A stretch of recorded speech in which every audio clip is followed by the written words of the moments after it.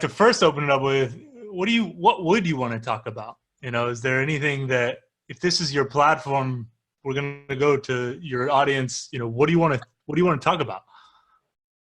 Well, I mean, I think one of the topics that's really interesting for me right now is kind of as we're in this period of adjustment with our surroundings and our externals, is how do we handle that change? And how do we handle the external environment in a positive manner to make sure that we're utilizing this time that we have, that is kind of an atypical moment in our life, to really take stock of the things that are important to us and to ensure that we are utilizing this time as efficiently as possible and as productively, in the sense of working towards driving change in ourselves to be adaptable and set up for being in a good and productive position when we do come out of this period of quarantine and return back to more some stability.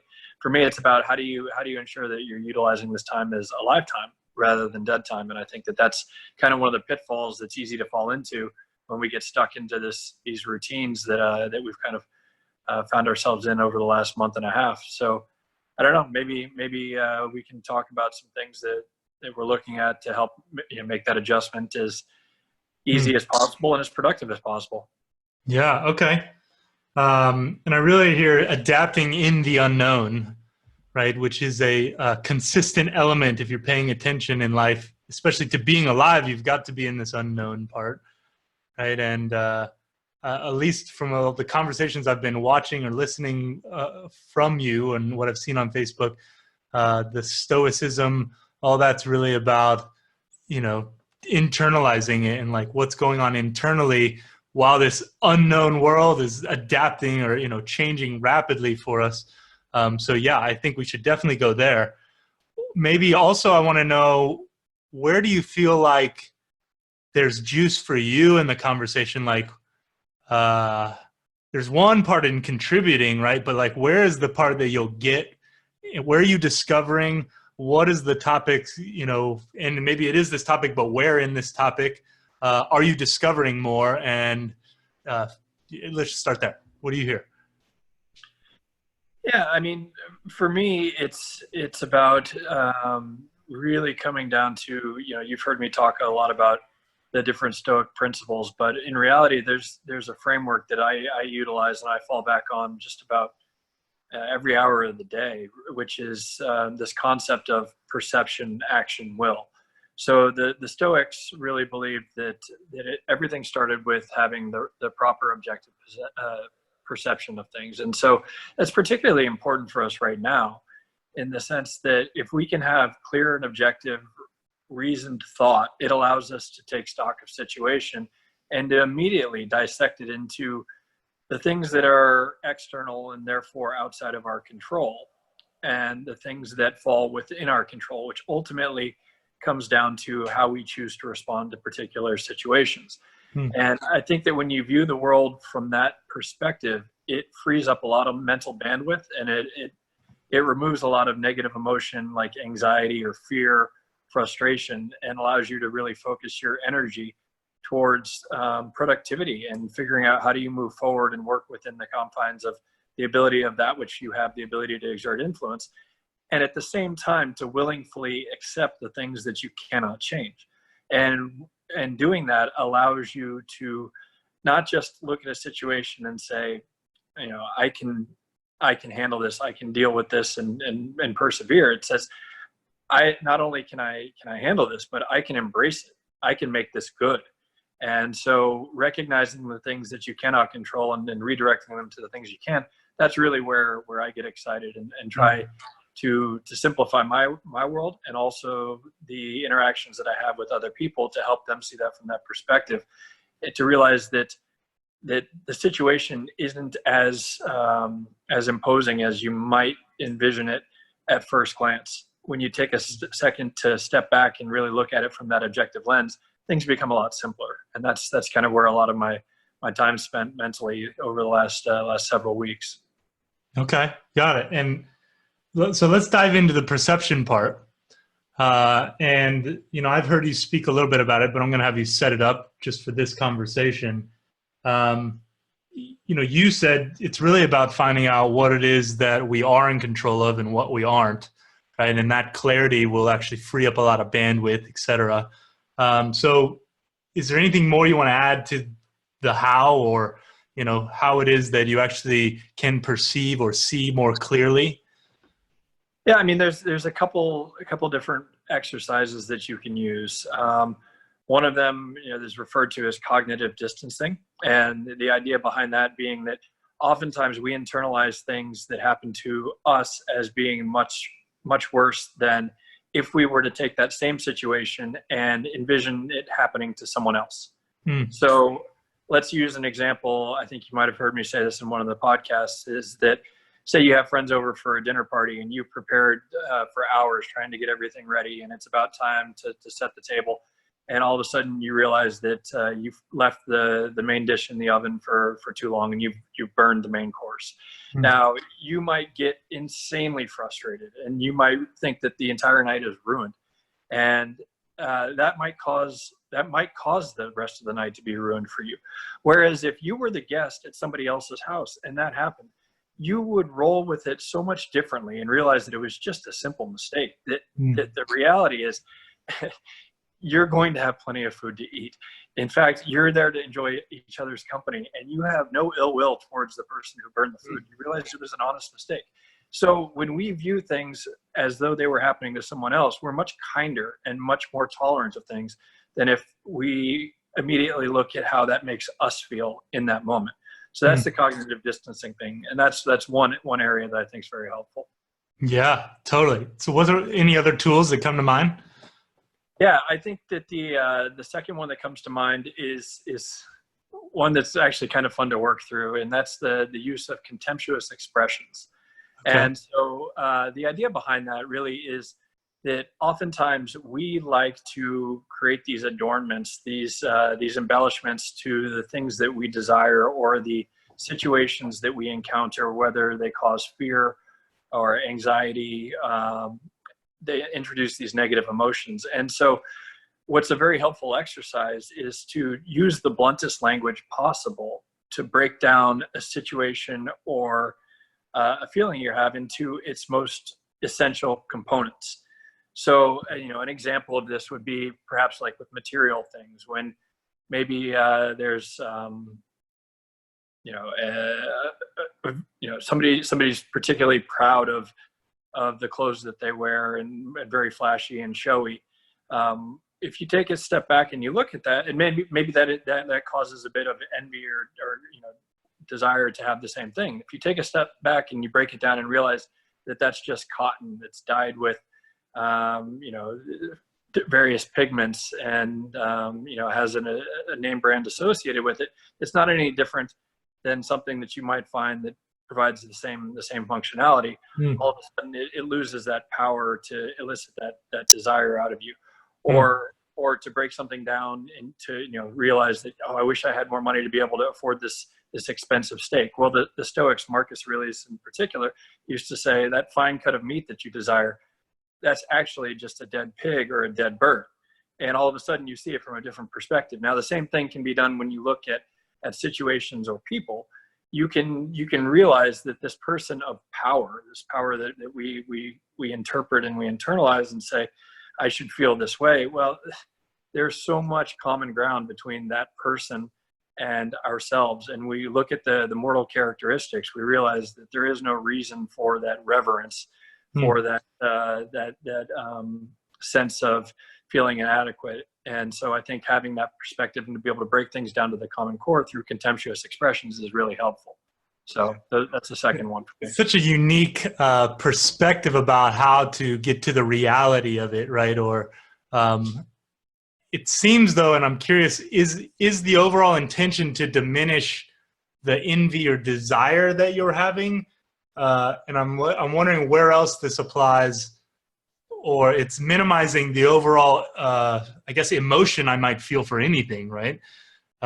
No, I think that's often something that's misattributed to Stoicism, in the sense that it's not about minimizing emotions. The way that we use the term Stoic today has been misappropriated, and it's not to be devoid of emotion. In fact, the word Stoic didn't come from the the way that we use it today, it simply referred to the Greek word stoa, which means porch, where they used to conduct their classes. And so in Stoicism, the idea behind emotions is the proactive processing of negative emotions. And so what that requires is us to be able to see them clearly and objectively for what they are, and not allow them to influence our behavior and how we choose to respond. So it's taking a second to say, hold on a second, let me see who you are and what you represent. And so the kind of the two exercises that I showed you of cognitive distancing and contemptuous expressions are just two ways that we can take a second to allow for some separation between stimulus and response, which is ultimately what it comes down to.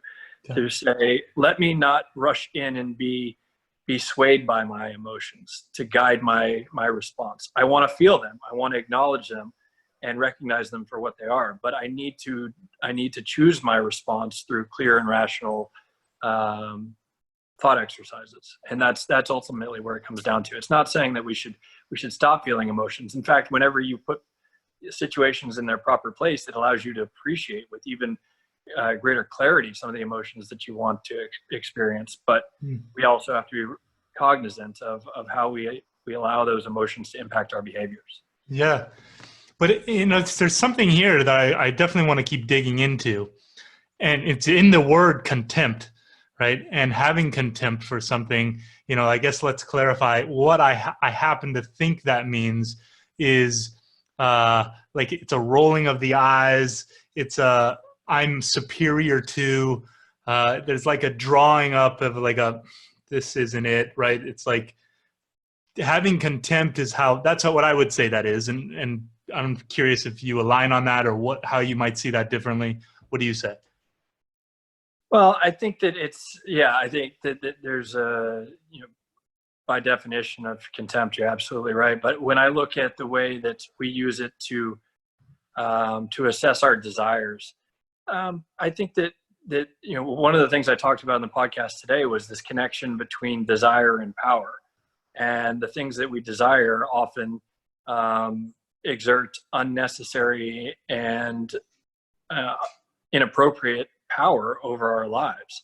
And so by holding them in contempt, those desires are at least up for evaluation, to really strip down to say, is this something that is worthy of my desire?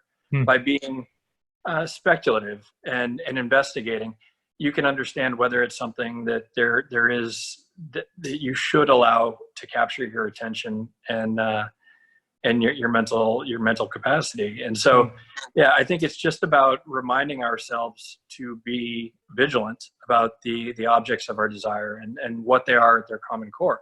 Now, if you're talking about a person and you're trying to strip it down to its common core, well, let's remove some of the labels. Let's remove some of the material possessions, and let's get down to what is essential. And what's essential is character, right? So if through this analysis you come to appreciate that character, that's not at all about saying that you are contemptuous of that person. You are just being extra vigilant through the thought process and trying to appreciate what is essential in that person or in that object or situation. Totally. No, and so I think what I agree with and I love is the essentialism about it and finding what is essential and clarifying for yourself. And frankly, that can always keep going like deeper and deeper, right, inside what is essential. And it's just interesting, the word choice around contemptuous expression. There's value in having contempt for desire, just to first look at what there is to be desirous of. And I totally get the value in the practice of it. And it's cool. Well, this is what the conversation's for. So let me ask you this.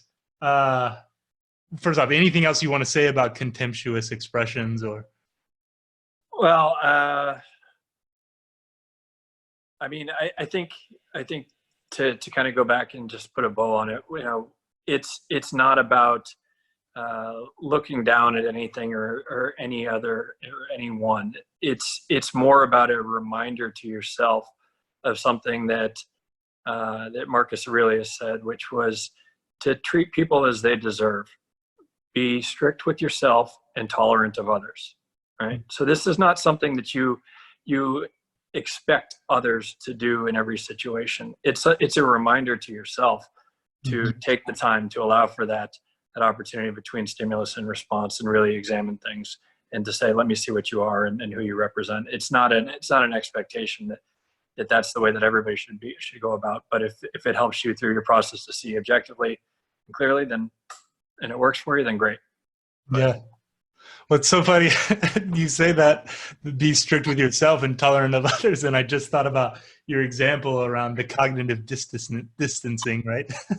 And I thought, isn't that funny how we are often way too strict on ourselves, but what I see the transferences you're saying, look, we got to really get to what's essential for us. For us. Yeah, what's important, but easily misconstrued, I could say. Sure. Okay, so love this. Cognitive distancing, contemptuous expressions, any other tools you're utilizing to perceive more clearly? I think the concept of time horizon is really important. It's very easy to get stuck in the moment. And I want to say this is different between living in the present and projecting into the future, but this is that oftentimes we look at very discrete moments and we blow them out of proportion. And so the exercise of taking those moments and putting them in the context of your own life is very helpful, to realize that this moment is not your life. It's just a moment in your life, right? Is very helpful to provide that perspective. And the other is to take your own life and put it in the context of all of human history, right? And that kind of helps us realize the interconnectivity, and two, the transience of life, that things are dynamic, things change, things repeat. It allows us to not necessarily blow things out of proportion that are happening in that particular moment, to reduce the weight or the severity of something in your interpretation of it. I think for me, that's a helpful exercise to remember as well. So those are three things that come to mind. Totally. Love that one. Yeah. It's whatever, this is my world inside of it. And that time horizons thing, especially like when I get how I am a grain of sand in a mountain of sand dunes, right? It just totally puts things into perspective, right? It's like whatever I'm dealing with is like hardly worth, drawing a whole bunch of attention to for everybody else, right? And that's such a great perspective tool. Okay. Anything else you've found? Would you say these are like three principles you've probably already utilized, and it's been more distinguished because you started reading more about Stoicism? Would you say that's true? Yeah, absolutely. I think that,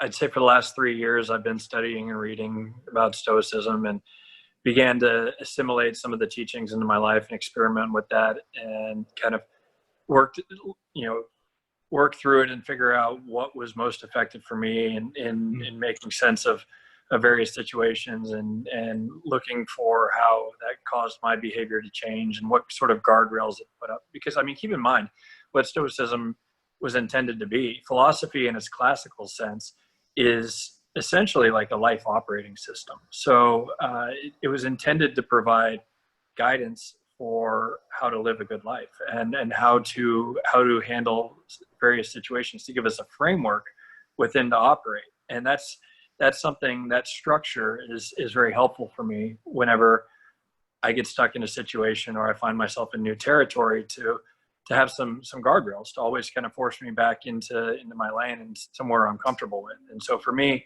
yeah, I think learning various practices that are derived from classical teachings and then implementing them in my life has been very helpful. Something that is an ongoing process, and that you continue to learn and bring those pieces in, and they become new tools, and you find the right tool for the right situation. But ultimately, it gives you more ammunition to handle different situations in life. Absolutely. Totally. So I'm curious, just from your walk in life, where do you land spiritually? What would you say? How would you categorize that? Or I don't ever want to label or have anybody put into a box, but do you believe in a higher power?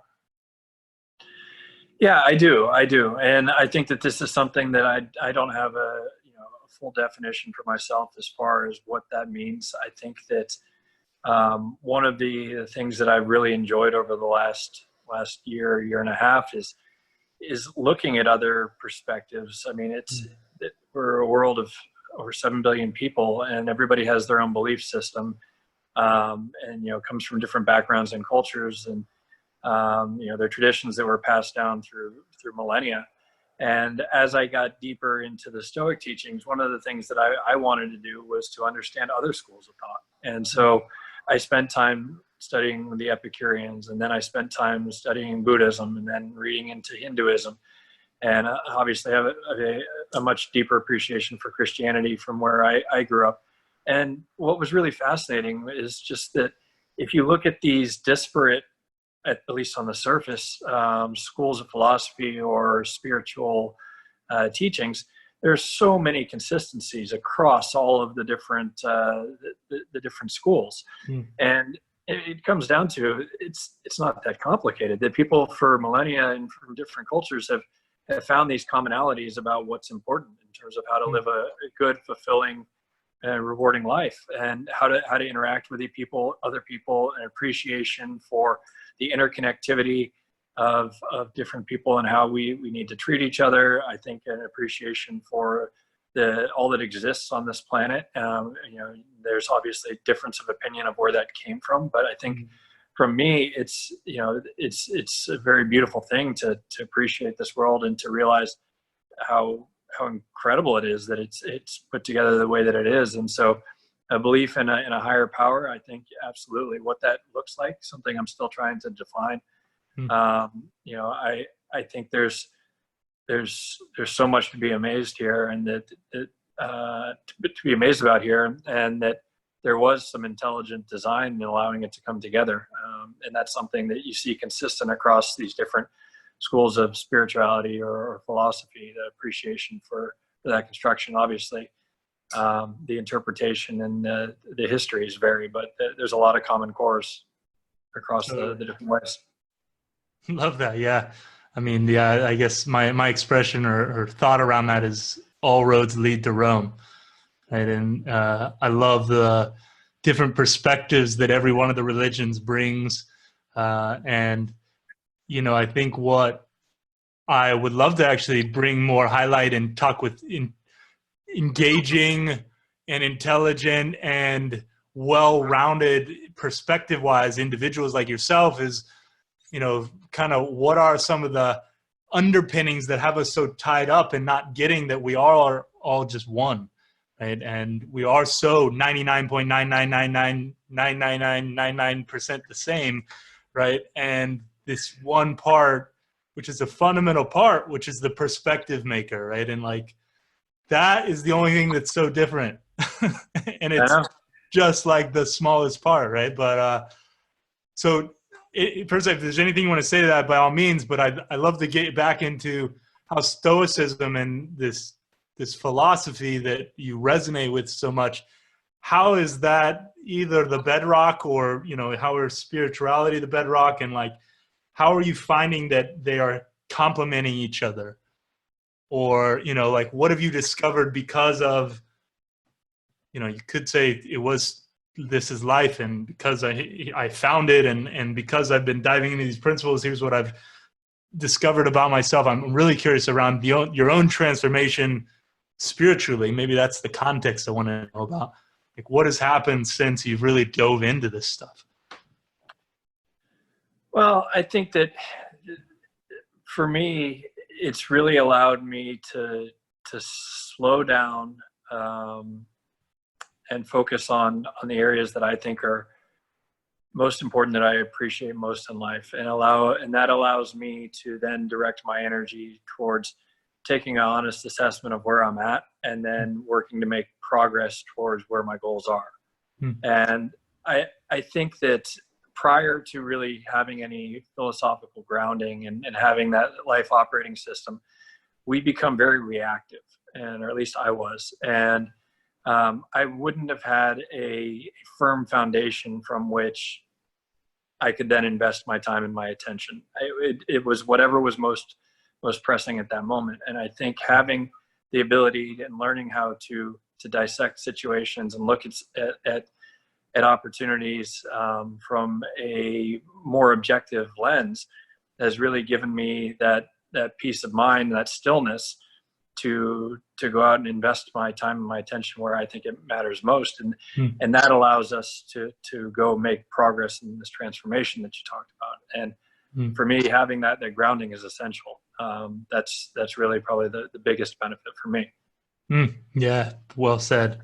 Well said. So then, I guess just to reiterate what I heard is I just heard clarity in what you're here for, right? And obviously now directing and focusing more time and attention into those avenues. And I'd love for you to kind of enlighten us on where it is what are you up to next? Like, what is this? What is your purpose? What do you see for yourself? And I don't know, where are you going? Yeah, I mean, it's interesting times right now, because for me, this has been definitely a period of metamorphosis. As I work through this and try to articulate what I want my identity to be, not necessarily where I am today. That's a process. It's a bit iterative, and it takes some time to really dive deep into it. And so, by starting and articulating where are the areas that are most important to me, allowing me to create what that identity is, then that kind of gives me, these are the buckets that I need to make sure that I'm investing in. And so that then allows you to put together some goals, which, help us direct where we ultimately want to get. And then it comes down to creating systems that are supportive of helping you reach those goals. And so I spent quite a bit of time at the beginning of this year defining what that architecture would look like in terms of the systems to help support reaching those goals. And now it's about kind of living within those systems. And a lot of that comes down to my morning routine, my routine throughout the day, really. But the morning is when I get most of my work done.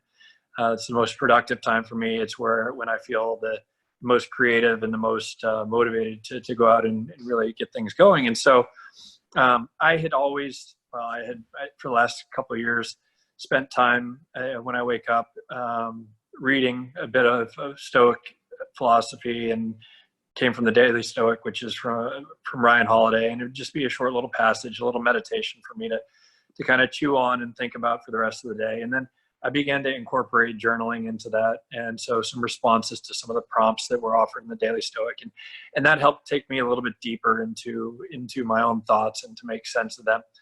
And then, just kind of serendipitously, during this break, I was kicking around some videos with some friends about really just holding ourselves accountable with adjusting to these new routines in terms of how are we taking care of our fitness and our habits. And they were short, just kind of connect with friends. And I began to film some of my journal writings to them, to let them know kind of a verbal articulation of what I had written, and passing it along to them. And it kind of sparked some interesting discussion. And then that led me to take a bit more of a formalized approach into saying, all right, well, I'm going to make these videos every day that are me kind of communicating the message of what I took from the reading today.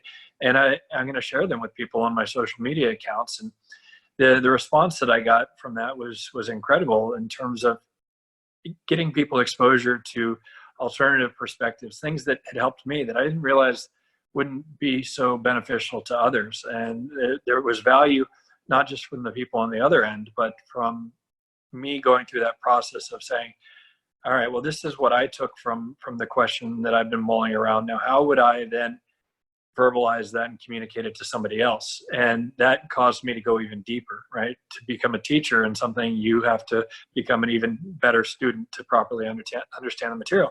And I realized how much I love that. So as far as your question, what am I up to now? Well, I think it comes down to defining what that mission is. And I'm kind of at a point where, recognizing that, I have a job that I appreciate and I value for what it's given me, in terms of providing financial stability and comfort for my family and the opportunities that we have. But ultimately, I think that there is a greater purpose, and that purpose, needs to make sure that it's addressing some of the areas that I mentioned, when I started this long preamble, were of particular interest to me. And so for me, that's family, friends, health and nutrition, personal growth, service to community, career, and so I want to make sure that those are intertwined. And so that's what I'm working on, trying to define what is a next step that allows me to make sure that I'm delivering on all of those and bringing those interests and passions together in something where I feel like I am fulfilling that mission. And so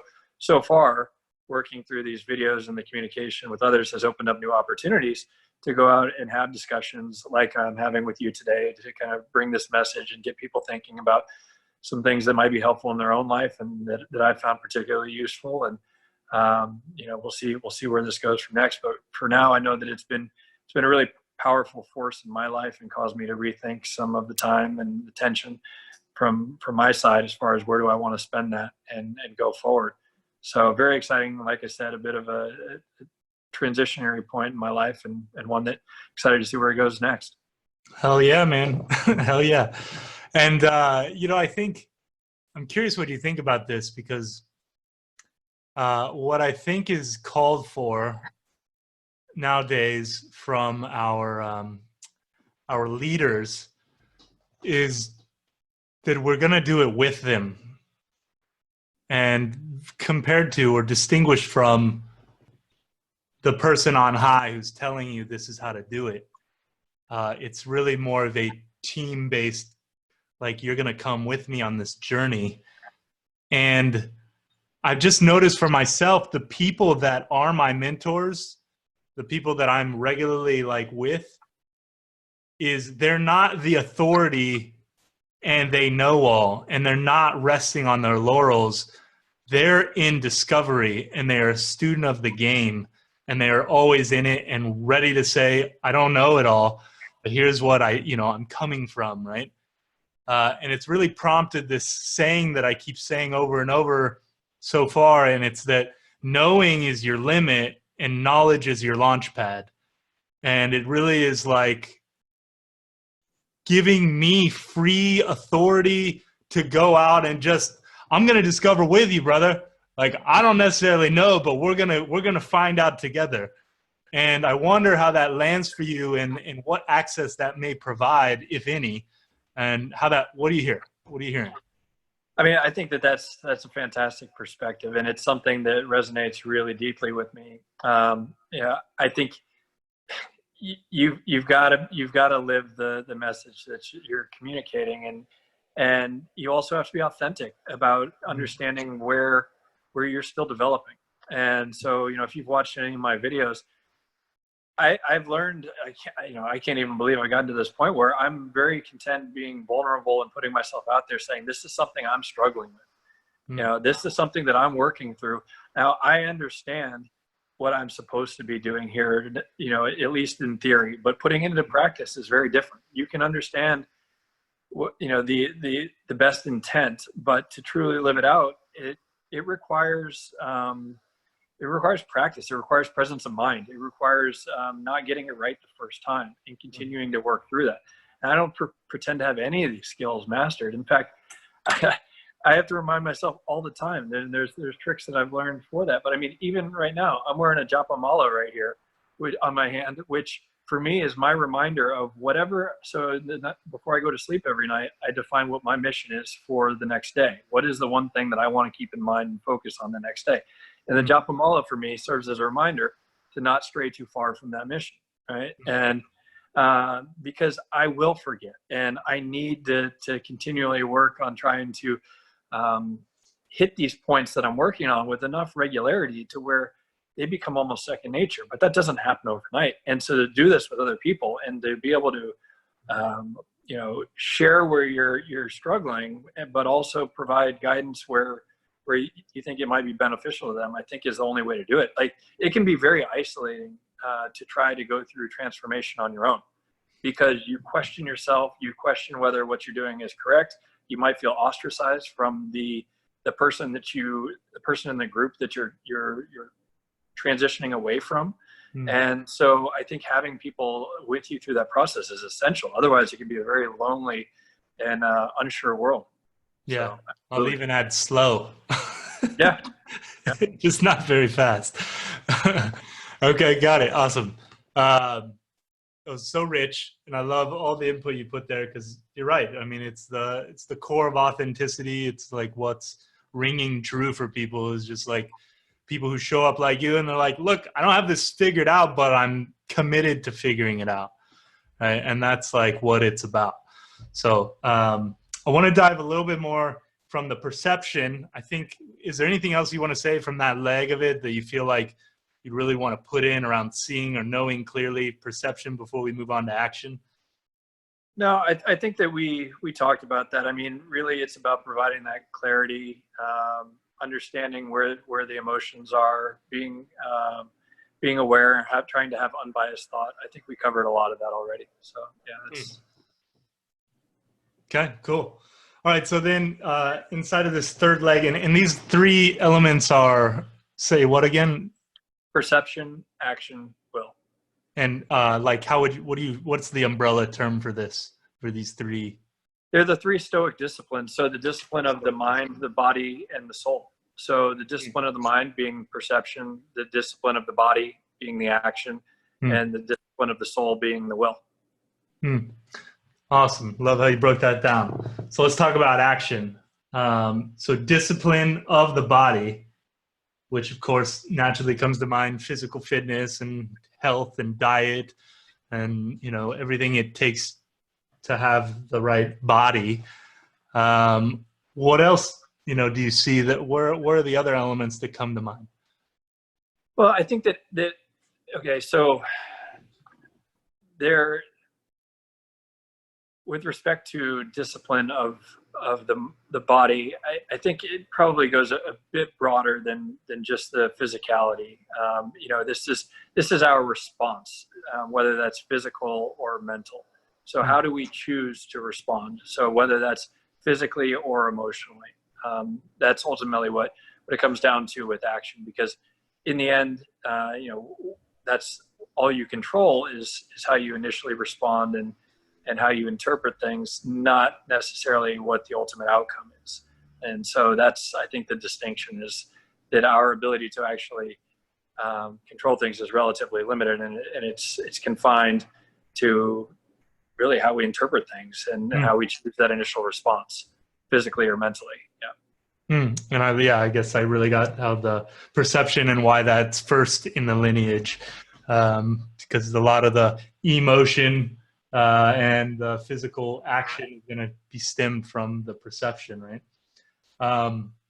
And so is there any, you know, if we have three access points you gave us around perception, any access you can give us around action and right action or whatever that is, you know, what do you hear? Yeah, I mean, I think that really this is where it comes down to the interconnectivity of people, right? And so the default here, or the thing to remember, is, you know, what's bad for the hive is bad for the bee, and so, or you know, in the sense that we want to make sure that whatever we do doesn't impart anything bad towards the community, and so really the action is to selflessly do what we can, and so, you know, if it doesn't harm others, then, you know, it's an appropriate action to take. And that's the one thing that I try to really keep as a reminder when choosing that action is to zoom out from yourself and look at it from the broader community. And community can mean anything depending on the situation, but with those that you're interacting with, either directly or indirectly, try to direct your actions in that way. Yeah. Okay. Got it. And what I got specifically, if I was going to paraphrase that, is, I guess I'll use the beehive, is what's good for me may not be good for the hive, but if it's good for the hive, then it's good chances it's going to be good for me. Exactly. That's right? it. Yeah. And this is where I'd say a lot of my discovery and through my own story in life, which could be summed up as through sheer narcissism and selfishness unfolds altruism, is just, it's somewhere along the line. It was making decisions what's best for me, but really getting what's best for me is ultimately what's best for you. And I do think that that's a really logical process that anybody can be guided through. And we start with that part that is so primitive and elemental to the human being, which is that selfish desire. Like, it is about me and what I need and to survive first and foremost. And then what do I want? And like harnessing that for what you want and then really the coach's job is just to connect that to the overall benefit of all of us. Right. And like when we can do that, like, wow, we've got a magnetic message, we've got a magnetic action, like things are happening and movement is clear, right? It's there. So I wonder what else you see about that, or any access. Give us what else, how can we do that better? Or any sayings or quotes that come to mind, or practices that Stoics use or that you're using, Stoic or not? What do you hear? I mean, really, I think it comes down to, you put it really nicely, to look at, try to align if you can align your interest to the interest of others, then that's the sweet spot. But ultimately, if you're asked to give a prioritization, if you can, kind of look after others as the top priority, then, and allow your actions to follow course through that, ultimately it's going to result in the best course of action. And I think that's what it comes down to, is realizing that there is this this interconnectivity between among people, and that if we operate in that system, to realize that we're not making decisions in isolation. I think that's where it comes down to for me, is just continually having to remind myself of that. Is this decision of mine imparting harm on somebody else? And if not, then it's a natural and logical course of action to take, if it helps me achieve my objectives. Yeah. Yeah, I guess what I heard newly there is the reprioritizing, and I think that it's only come in my life because of the amount of pain I went through in serving myself only first. That now it's still like it's a natural come from place. What do I want? What's there? But then there's the shift to like, okay, wait, how's that going to impact the hive? And anything you feel like would bring that about quicker, or if somebody is like, I got it, it's about me, man. Like, how do any advice you would give them, or access? Yeah, I think that this is where self-discipline becomes so critical, because we want things quickly. We want them how we like now. we want them now. We want them exactly how we want them. Yeah. And our tolerance is very low in so many ways. And so this is not about some sort of masochistic or ascetic perspective on life, but it is about recognizing that you will be okay if you don't get things the way that you want. You will be okay if you have to wait. You will be okay if it's not exactly up to the way that you expected it to be.